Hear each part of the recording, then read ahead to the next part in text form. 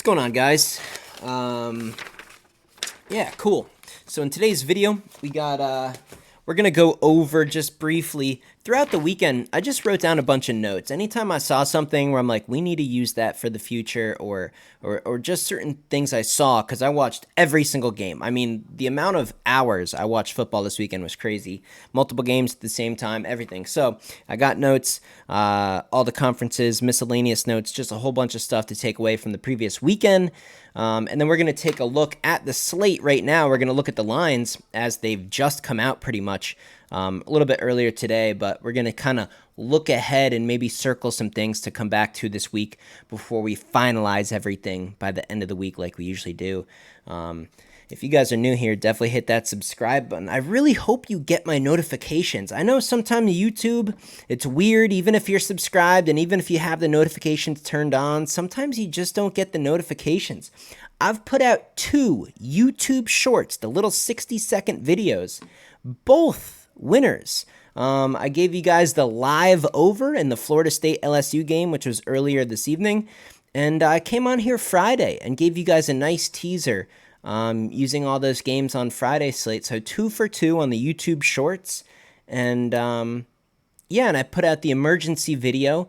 What was that? Let me just double check because I want to be transparent here and I want to make sure everything I say is legit. What was the timing of the latest video I put out? 21 hours ago. So I put a video out last night before Sunday and gave you guys the 3-leg teaser with Oregon State, Florida State. Both actually covered their games. They didn't even need to be teased. And then we still are yet to see what Clemson's going to do.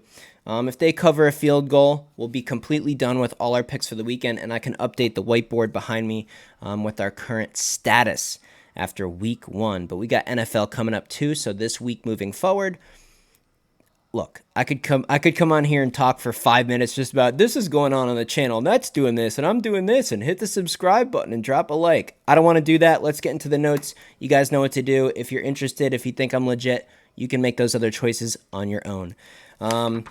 So the Big 12, we can start with the Big 12 because I'm a West Virginia graduate. That's what I focus on mostly, like slightly more than other conferences. You know, Baylor had a really tough game against Texas State, but I think Texas State's pretty good. I think they're pretty good. Significant edge in the transfer portal over there. So I kind of wrote down not to write off Baylor just yet.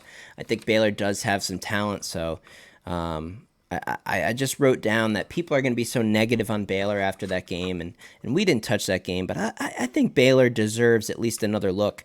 Are we going to bet on them until they prove us that they're worth to be bet on?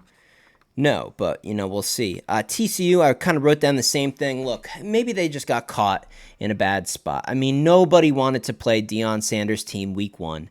If there's one thing Deion has that clear edge over, it's just these are young kids. And when you're dealing with young kids, when you're wagering on young kids, perhaps what overtakes talent sometimes is just a lack in focus, a lack in mentality, not having that killer instinct. And if there's something that Deion definitely gets out of his players every single game, it's having those guys in the right mindset. So I thought TCU looked pretty good. I just think Colorado's like pretty legit. I think they're pretty legit. So I really like TCU here in the near future. I really like it because people are going to be down on TCU and people are going to be talking negative. People are going to be betting against them. And I still really like TCU. I just think it was such a bad spot. There were some big explosive plays, and they didn't have film yet on Colorado. I mean, Colorado's going to have a tough time moving forward. And we'll talk about the Nebraska matchup here in just a second, but what do they really have? They have an unbelievable quarterback. Travis Hunter is probably the Heisman. I mean, the kid is unbelievable. It's literally a Deion 2.0. The most impressive guy I saw all weekend was by far Travis Hunter, and then probably Jordan Travis on Florida State after that, but I'm not writing off TCU yet. I think TCU is a good team. I think they're going to be very, very solid. I think that game's going to punch them in the mouth, and they're going to get hungry themselves. So I wrote down to really pay attention, and I don't know what games they have coming up. I kind of forgot their schedule a little bit, but I think TCU is going to be a gem to wager on here in the near future, and probably week 2 and 3 before the books catch back up to TCU and recognize that they're still a pretty legit team. Texas Tech Texas Tech, the team that cost us a whole bunch of units, their quarterback is the problem. That's what I wrote down. I kind of like their internal defense. I like the receivers. There's things I like about Texas Tech still, but the quarterback, he's 6'5". He's 235 pounds, and he's softer than me. He's softer than me. That's a huge problem. Quarterback is a critical position. You saw it with Jordan Travis tonight in the LSU game. Even Daniels on the other side still look pretty good. Michael Penix, DJ Huey over at Oregon State, we'll talk about in a minute here. But Texas Tech, I just don't know if they can get past this quarterback situation. That dude thinks at like half speed. He's just like, doy, like can someone just slap him in the fucking face and say, dude, wake up, we're playing football. Like, come on, dude, pick up the pace. Like, think at real speed. Like, you got to process things quick. Like, this is a game right now. He's like half asleep. He's slow. He's unathletic. He's soft. It's just like a stick in the mud. And I don't know if the rest of the talent on Texas Tech is going to be able to overcome that. So we have a huge issue with quarterback on the Texas Tech squad. As far as the ACC goes, UNC really surprised me with their physicality. I thought they were going to be kind of soft. I wasn't sure about the defense. I didn't bet on the game, but I leaned South Carolina. I was wrong. UNC looks pretty legit. I'd put them at 2 behind Florida State right now. We're yet to see Clemson and how they're going to play Duke, but I'm going to put UNC as my number 2 ACC team right now. They looked physical. I mean, Mac Brown's got himself a team. I like the coaching staff. I like the team. So UNC looked better than I thought. Florida State, I mean, what is there to say? This is a title contender, flat out. This is a title contending team. Absolutely. They're in the running. They're in my top 3 right now for winning it all. Maybe even the top spot. And it's not an overreaction. I was all over them. I gave you guys the prediction. It's one of our plays.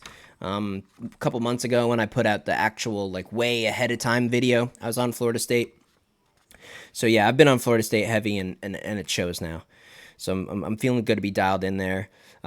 Tennessee, I wrote down yet to be seen. I mean, you blow up Virginia. What does that really say? It doesn't say enough to me. It was impressive, but it was at home. Virginia's trash.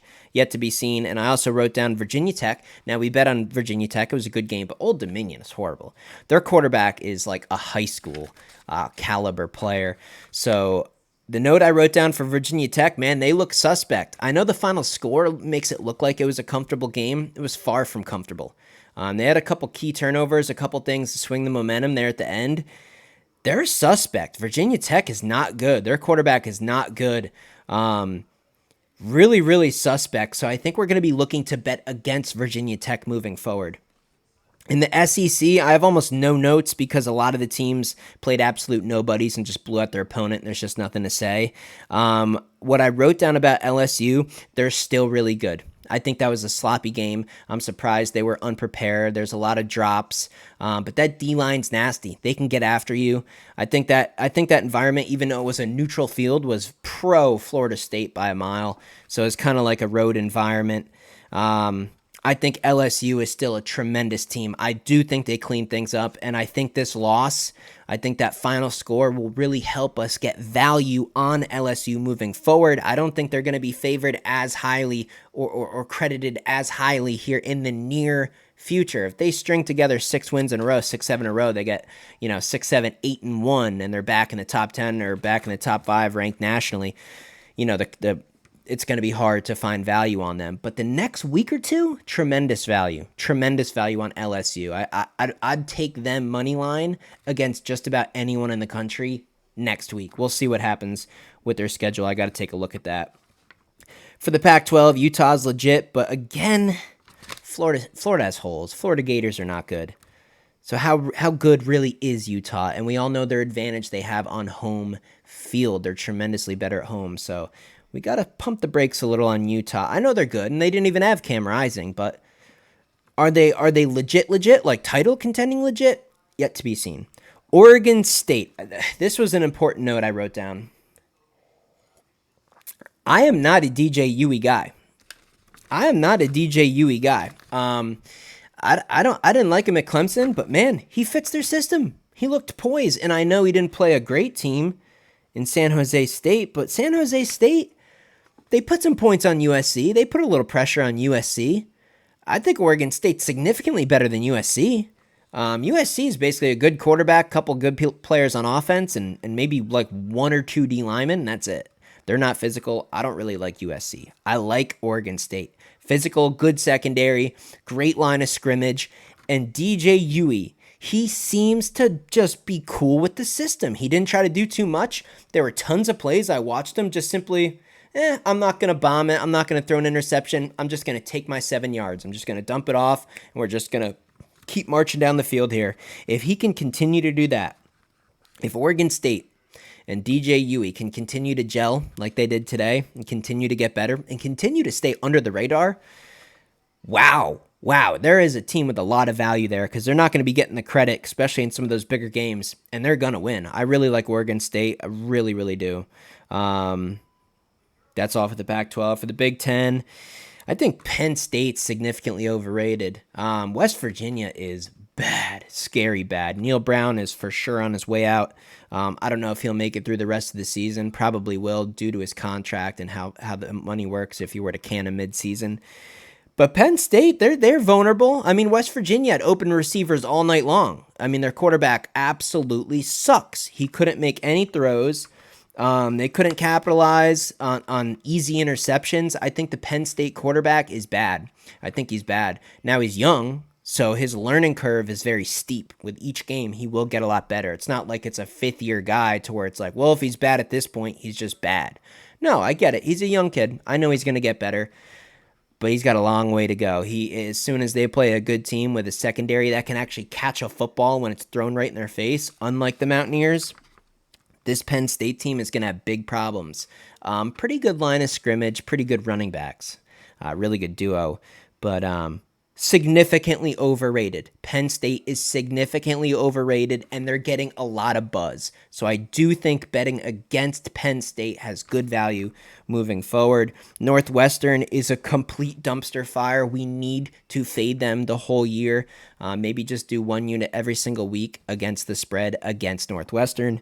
Ohio State's got some quarterback problems, guys.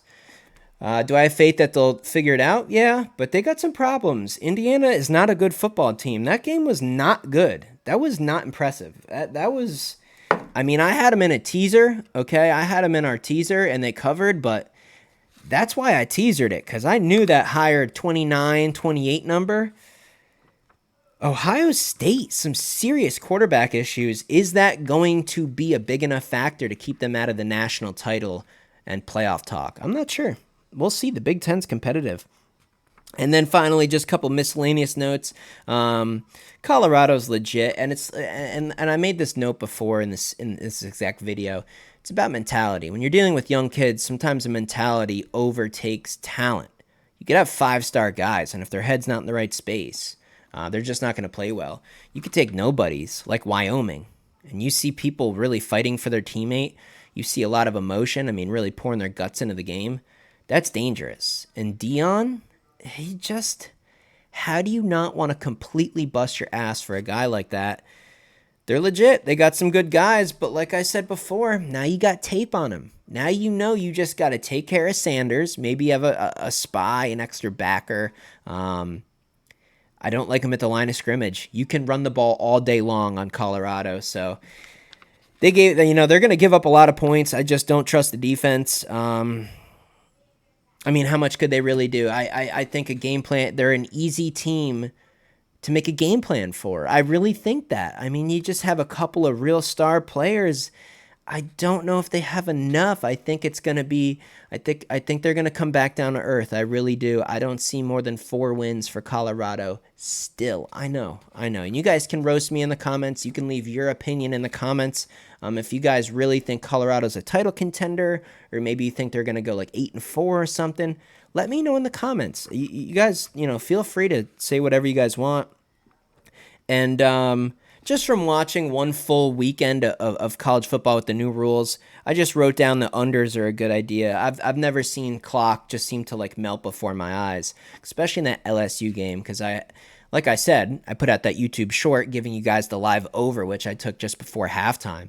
And although we got a lot of points at the end and 51.5 was covered very easily, for a little while there, I'm like, man, this clock is just melting. So I do think the unders are still a good overall choice. I don't think the books are going to catch up to the unders quite yet. So there you go. That's my my just kind of general notes, my general takeaways from the first weekend. So let's pull up the slate and let's look at some lines ahead. Actually, let me go ahead and grab this paper. We'll write down some games that I think I like right now, and then we'll come back to these. We'll finalize everything this week, and we'll be ready to rock and roll. And the NFL videos will come too. I'll have one out probably on Tuesday. So let's look. Games. Clemson. We still got Clemson tomorrow.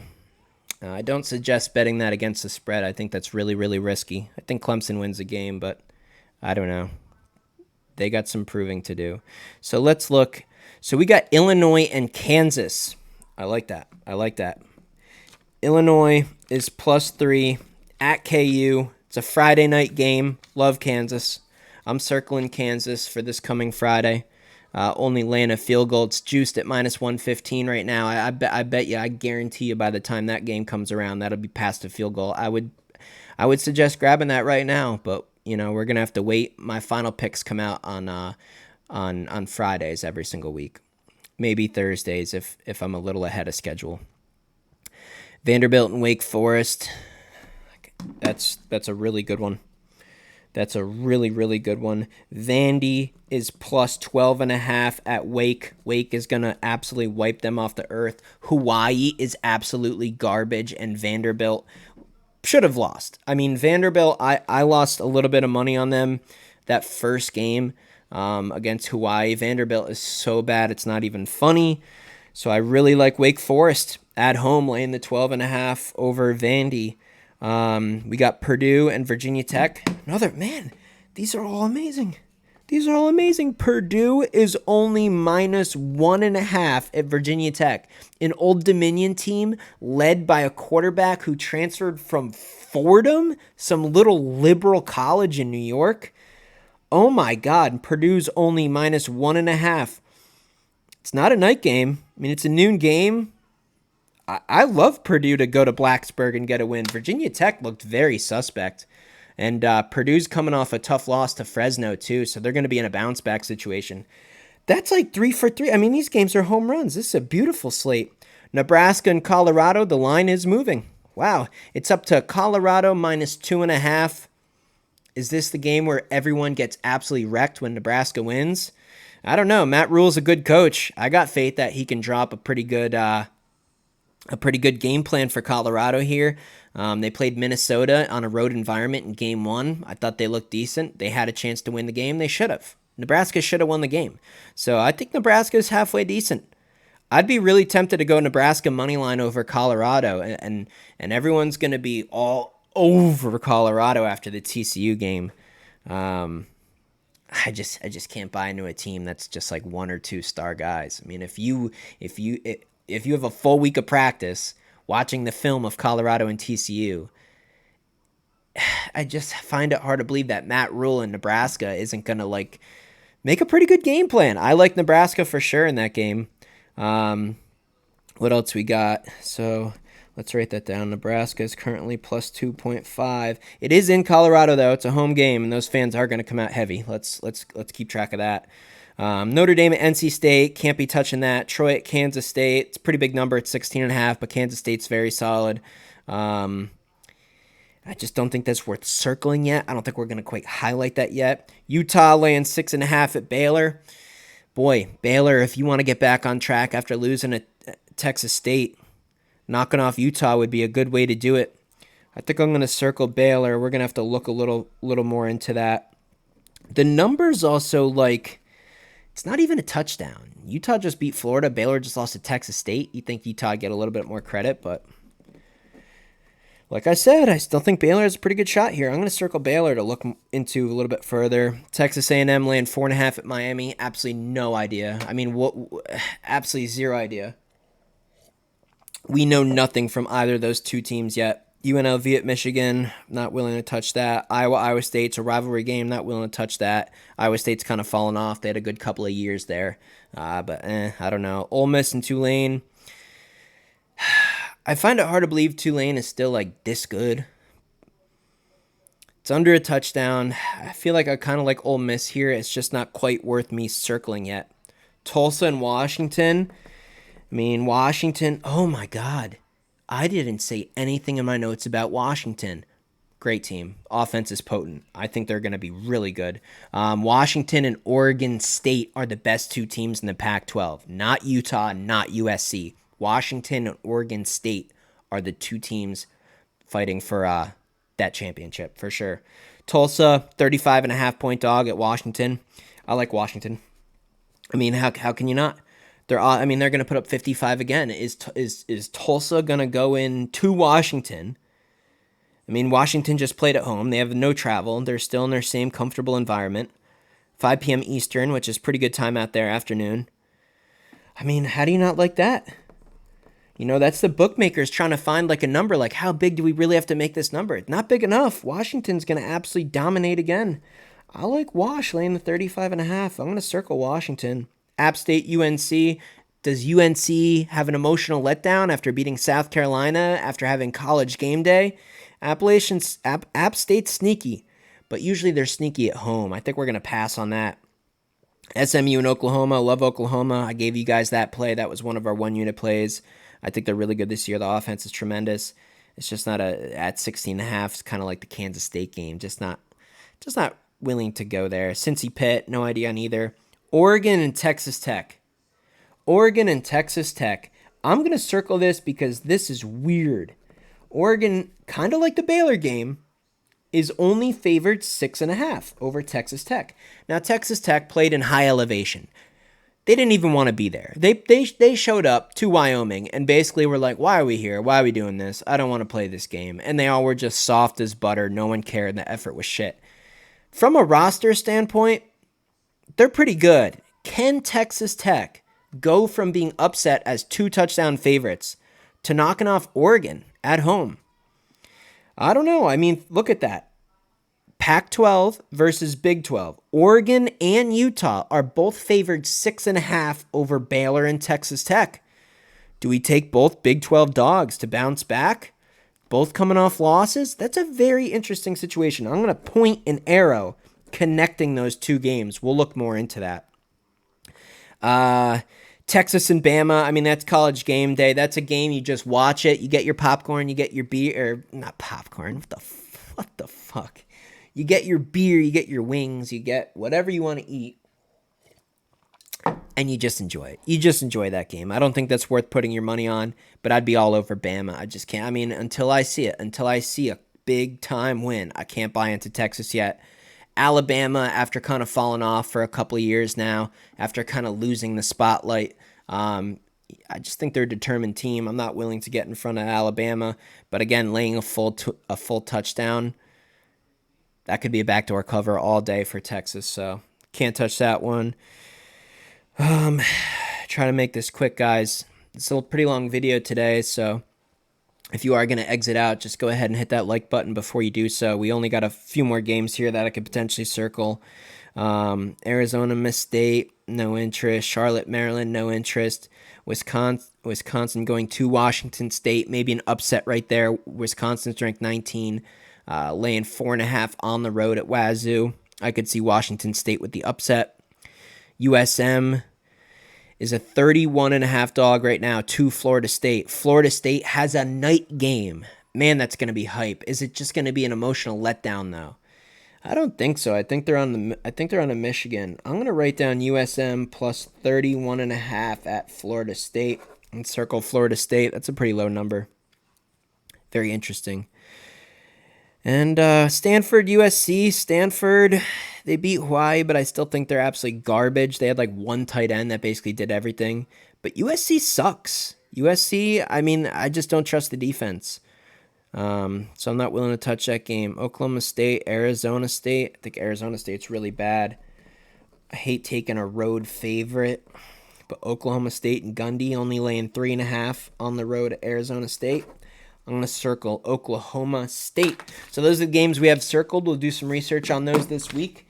That's pretty much it. It's kind of my takeaway. And again, we'll update the whiteboard here after our first weekend tomorrow, after the Clemson game comes to an end. And yeah, we got NFL. The Browns. How many videos do I have about the Browns? 3 or 4? Well, we're going to find out this weekend, guys. Yeah, I think that's pretty much it. Let me know all of your thinking down below in the comments. Make sure you subscribe to the channel, and I'll see you in the next video.